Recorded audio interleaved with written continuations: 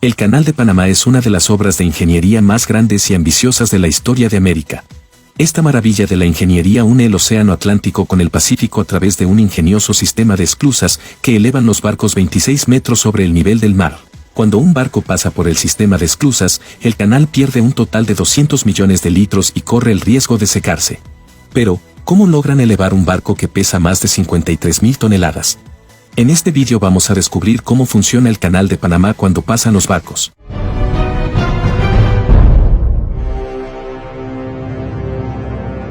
Durante cientos de años tener que bordear Sudamérica costó tiempo, dinero y vidas. Pero en 1914 se inauguró una de las obras de ingeniería más caras y ambiciosas de la historia de América, el Canal de Panamá. Desde su apertura, más de 1 millón de barcos han transitado por esta ruta. Conectar los océanos Atlántico y Pacífico por vía fluvial fue el sueño de la humanidad durante más de 500 años. Unir estas dos masas de agua supondría una ventaja extraordinaria. Ahorraría a los barcos una distancia de viaje de 20.000 kilómetros y 2 semanas de trayecto. Gracias al canal, los barcos pueden navegar del Atlántico al Pacífico en solo 8 horas, lo que es 40 veces más rápido que el viaje alrededor del Cabo de Hornos. Cada año pasan unos 14.000 barcos a través de los 80 kilómetros del Canal de Panamá, transportando 172 millones de toneladas de mercancías. Este corredor transcontinental genera ingresos significativos para el gobierno panameño, aportando 2.000 millones de dólares anuales en peajes. Los barcos más grandes pueden llegar a pagar más de $500.000 por cruzar el canal. Todo comienza cuando un barco portacontenedores se aproxima a Bahía Limón, la entrada caribeña del Canal de Panamá. Partió de Israel hace 3 semanas y media, transportando contenedores hacia China. Navega por el Océano Atlántico con destino al Pacífico. El principal obstáculo en su ruta es América. Mientras que viajar de Nueva York a Los Ángeles a través del canal toma 10 días, bordeando Sudamérica se requieren 24 días, lo que implica una diferencia de 14 días. Aunque el Canal de Panamá ya ha cumplido 100 años, sigue siendo esencial para el comercio mundial. Esta vía comercial creada por el hombre enfrenta un desafío significativo. Para llegar a la ciudad de Panamá, en la costa del Pacífico, el barco debe atravesar una serie de complicados y angostos canales y esclusas. La estrechez del canal contrasta con el tamaño del barco, que es más grande que el Titanic.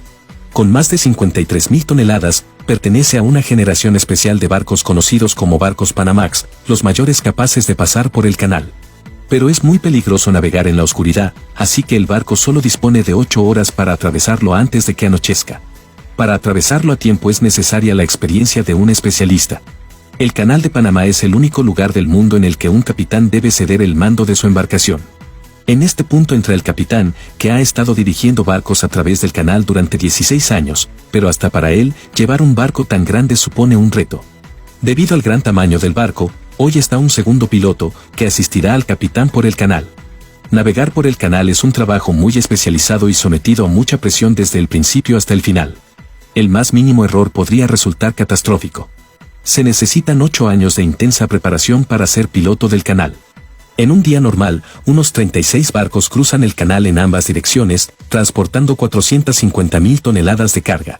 Desde el lado atlántico del canal, el barco tendrá que cruzar 3 esclusas que elevarán el buque 26 metros y lo conducirán al lago Gatún.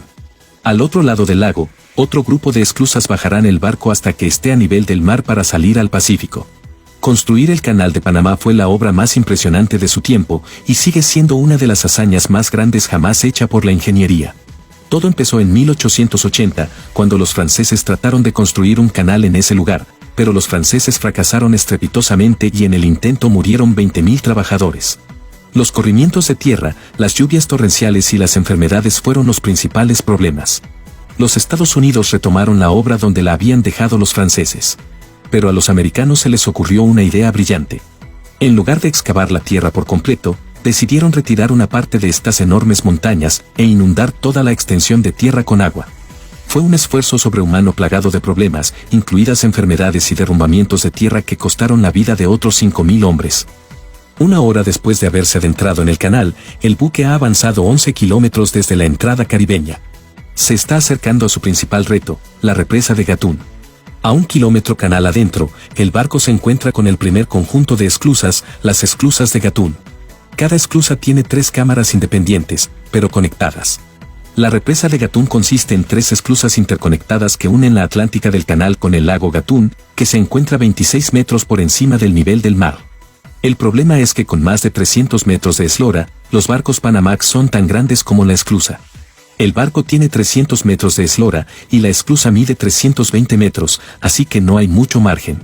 El problema no solo se centra en maniobrar un barco, sino que además lleva una carga pesada de 66.000 toneladas. Si se daña, no podrá navegar. Y si la esclusa resulta dañada, el canal de Panamá se cierra. Para empeorar más las cosas, los pilotos tienen que dirigir el barco desde el puente, que está a más de 220 metros de la proa del barco, dentro de una puerta desde la que casi no pueden ver. Se necesitan 30 minutos para maniobrar el buque hasta la entrada de la esclusa. Unos remolcadores se encargan de colocar el barco en su posición. Cuando el barco entra en la primera cámara, los operarios especializados lanzan unas amarras para sujetar los cables de acero de 2,5 centímetros de grosor a la proa y a la popa del barco. Los cables están conectados a 2 potentes locomotoras conocidas como mulas, que circulan a ambos lados del canal. Cada una de estas mulas de 50 toneladas remolcan barcos de hasta 100 veces su propio peso, y entre las dos, deslizan poco a poco el barco hasta su posición. Cada locomotora puede remolcar 32 toneladas, y cuesta $2 millones. El capitán está nervioso. Su barco tiene 32 metros de manga. La cámara de la esclusa solo mide 33 metros y medio de ancho. Queda menos de 1 metro libre a cada lado. La maniobra exige la precisión de un cirujano. Un golpe dentro de las cámaras podría romper el casco y habría que cerrar el canal. Ajustando constantemente la tensión de los cables, las locomotoras mantienen el barco centrado en la cámara. Su movimiento debe estar perfectamente sincronizado para que los cables se mantengan tensos. Con el barco amarrado y a salvo, el guardián de la esclusa cierra las compuertas del Caribe. Las compuertas se cierran, reteniendo el agua del océano. Estas compuertas macizas tienen más de 2 metros de espesor y están diseñadas para permanecer cerradas, incluso ante la presión del agua de la esclusa.